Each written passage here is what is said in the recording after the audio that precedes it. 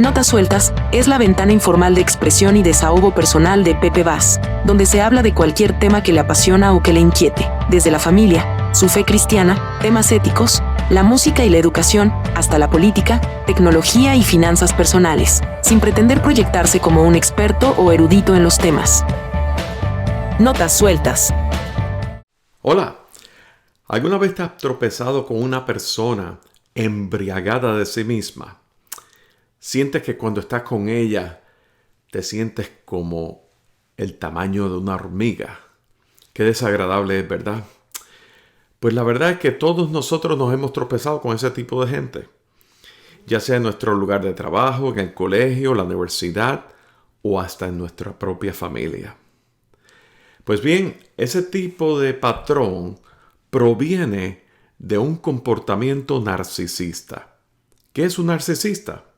Eso es lo que quiero compartir contigo en el Notas Sueltas de hoy. El narcisismo es un término psicológico que describe una preocupación excesiva por uno mismo y se caracteriza por un alto nivel de egoísmo, vanidad y orgullo. Los narcisistas ven todo desde su propia perspectiva y a menudo carecen de empatía hacia las demás personas.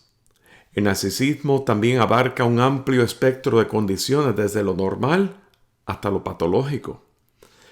El narcisismo es similar al egocentrismo en que el adulto se relaciona con el mundo como un bebé, lo que impide el crecimiento personal y las relaciones. Las teorías en la psicología sugieren que los narcisistas utilizan mecanismos de defensa para idealizarse a sí mismos y evitar enfrentar sus propios errores o defectos. Los patrones de comportamiento de una persona con trastorno narcisista pueden incluir ser altanero, insensible, manipulador, envidioso, un sentido de autoridad y grandeza. Vamos a ver lo que nos dice la Biblia.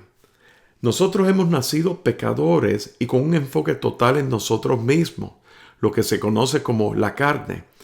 En Gálatas capítulo 5, 19 dice: y manifiestas son las obras de la carne, que son adulterio, fornicación, inmundicia, lascivia, idolatría, hechicerías, enemistades, pleitos, celos, iras, contiendas, disensiones, herejías, envidias, homicidios, borracheras, orgías y cosas semejantes a estas, acerca de las cuales os amonesto, como ya los he dicho antes, que los que practican tales cosas no heredarán el reino de Dios. La Biblia advierte contra el orgullo, que es considerado pecado, y nos anima a no mirar solo por nuestros propios intereses, sino también por los intereses de los demás. Dice en Filipenses capítulo 2, 3 y 4: nada hagáis por contienda o por vanagloria, antes bien con humildad, estimando cada uno a los demás como superiores a él mismo, no mirando cada uno por lo suyo propio, sino cada cual también por lo de los otros. El orgullo puede ser una barrera para reconocer la necesidad de un Salvador o de perdón, o puede enmascarar el pecado. Los rasgos narcisistas pueden ser peligrosos porque pueden llevar a una persona a destruir a otros para satisfacer los deseos de la carne. Fíjate lo que dice en 2 de Timoteo capítulo 3, versículos de 2 al 8. Pablo diciéndole a Timoteo: debes saber esto, que en los postreros días vendrán tiempos peligrosos, donde habrán hombres amadores de sí mismos, avaros, vanagloriosos, soberbios, blasfemos, desobedientes a los padres, ingratos, impíos, sin afecto natural, implacables, calumniadores, impenetrantes, crueles, aborrecedores de lo bueno, traidores, impetuosos, infatuados, amadores de los deleites más que de Dios, que tendrán apariencia de piedad, pero negarán la eficacia de ella. A estos evita, porque de estos son los que se meten en las casas y llevan cautivas a las mujercillas cargadas de pecados, arrastradas por diversas concupiscencias. Estas siempre se están aprendiendo y nunca pueden llegar al conocimiento de la verdad. Y de la manera que Janes y Jambres resistieron a Moisés, así también estos resisten a la verdad. Hombres corruptos de entendimiento, réprobos en cuanto a la fe. La Biblia aborda a los temas relacionados con el narcisismo como parte de nuestra naturaleza pecaminosa.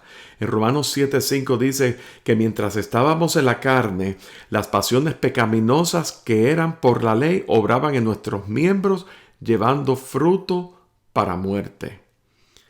Los creyentes se convierten en esclavos de la justicia cuando el Espíritu Santo comienza la obra transformadora de la santificación en sus vidas. Jesús respondió en Juan 8:34, de cierto os digo que todo aquel que hace pecado, esclavo es del pecado. Y el pecado no queda en la casa para siempre. El Hijo sí queda para siempre. Así que si el Hijo os libertare, seréis verdaderamente libres. La realidad del caso es que Dios tiene una respuesta para todo a través de las Escrituras. Y realmente todos nosotros tenemos la propensidad de ser egoístas, de ser egocéntricos, de ser orgullosos, de querer mirar por nosotros mismos, aunque no nos llamemos narcisistas necesariamente. Y sobre esas cosas la solución es, para nosotros mismos, de no caer en eso, es depender completamente del Señor y apropiarse de las promesas que están en las Escrituras.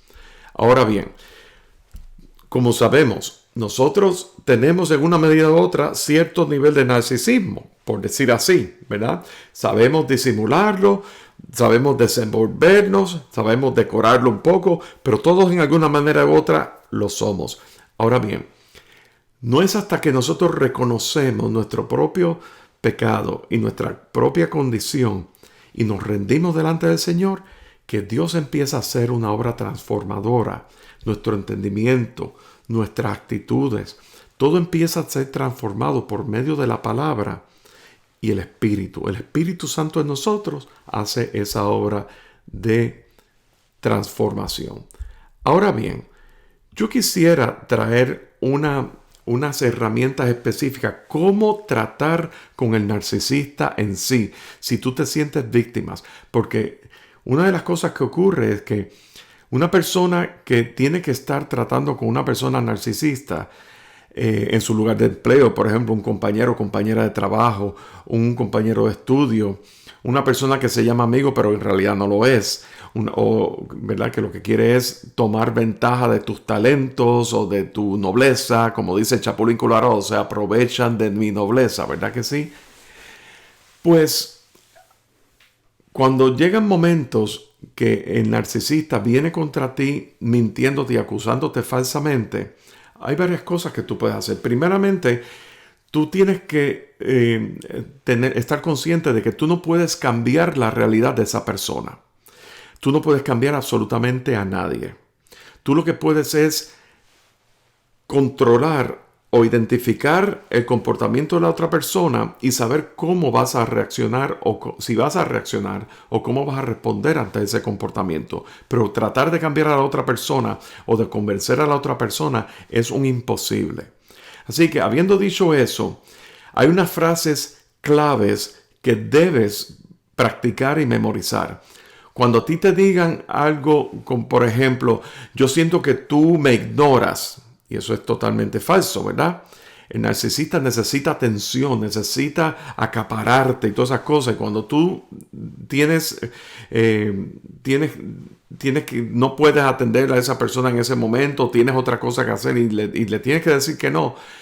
Y la persona te dice, pues yo siento que tú me estás rechazando, que tú me ignoras, que tú no me amas. La respuesta tuya va a ser, lamento que te sientas así. Lamento que te sientas así. Cuando te dice, tú siempre estás pensando y exagerando las cosas. Esa cabecita tuya está andando muy rápido. Tu respuesta puede ser: puedo aceptar tu percepción errónea de mí. Puedo aceptar tu percepción errónea de mí. Otra manera que puedes contestar es: yo no tengo derecho a controlar como tú me ves. Yo no tengo derecho a controlar como tú me ves. Cada vez que estoy contigo me siento que tú me miras con unos ojos como si me estuvieras, como si me quisieras decir algo, pero no te atreves. Eso es lo que el narcisista te va a decir. Y tú dices: supongo que tengo que aceptar como tú te sientes. Supongo que tengo que aceptar como te sientes. Y si el narcisista actúa contigo de una manera violenta, se enoja contigo y todas esas cosas, tú enseguida, tu respuesta puede ser: tu enojo no es mi responsabilidad. Tu enojo no es mi responsabilidad. Fíjate que estás usando declaraciones que de ti. Tú no estás hablando, tú no estás acusando a nadie. Tú estás diciendo: yo no soy responsable de que tú estés enojado. Mientras sea posible, mantén la distancia, pon barreras, pon vallas protectoras de esa persona. Si esa persona se vuelve acosadora contra ti, cambia tu número de teléfono, bloquéalo de las redes sociales, realmente evita el contacto. Si es un familiar cercano a ti, pues, y se vuelve una situación abusiva, pues vas a tener que buscar una ayuda ya más adicional para tú poder responder a ese tipo de cosas. Pero cuando se trata de una persona fuera de tu entorno, aunque sea familia, pero una familia que no es de tu entorno inmediato, de tu núcleo inmediato, tú puedes poner una distancia. Eso no significa que vas a dejar de amar a esa persona. Eso no significa que no vas a orar por esa persona. Lo que significa es que tú tienes que poner unas barreras protectoras, unas vallas protectoras para evitar que te haga a ti daño. Y mientras tanto, fortalécete tú en el Señor. Fortalécete tú en las Escrituras, protegiéndote a ti y aún protegiéndote de que vayas a albergar algún tipo de resentimiento. Mientras tú oras por esa persona, se están librando cadenas espirituales, de ataduras espirituales a esa otra persona. Recuerda una cosa, que el perdón, si tienes que perdonar es muy importante. El perdón no significa necesariamente que tú vas a hacer las paces con un abusador. Sencillamente tú estás diciendo con el perdón delante de Dios en un acto de obediencia que estás voluntariamente renunciando al reclamo de justicia por el pecado de la otra persona hacia ti. El perdón es una renuncia voluntaria al reclamo de justicia por la falta que la otra persona te haya hecho a ti. Si se trata de una persona con un comportamiento abusivo, una persona narcisista que te puede hacer daño, eso puede traducirse posiblemente en que quizás esa relación pues ya ha sido rota y no va a haber una reconciliación como tal, a menos que Dios haga un milagro transformador en esa otra vida. Pero en lo que Dios hace ese milagro, tú oras por esa persona, tú te liberas de esa persona, te liberas de la amenaza de ese comportamiento de esa persona, sencillamente poniendo distancia y poniendo barreras protectoras. Así que lo más importante es que nosotros reconozcamos que el Señor ayuda a las personas a salir del narcisismo. No hay nada imposible para Dios. Y cuando esas personas reciben a Jesús como su Señor y Salvador, entonces esas personas, el narcisista va a comenzar a experimentar una obra transformadora en su vida de amar a las demás personas como a sí mismo. Así que es importante reconocer que el narcisista necesita mucha oración. necesita oración para que Dios intervenga en su vida. No es una oportunidad para que tú lo rechaces, sino que tú te protejas, pero tú te protejas orando por esa persona. Volvemos pronto.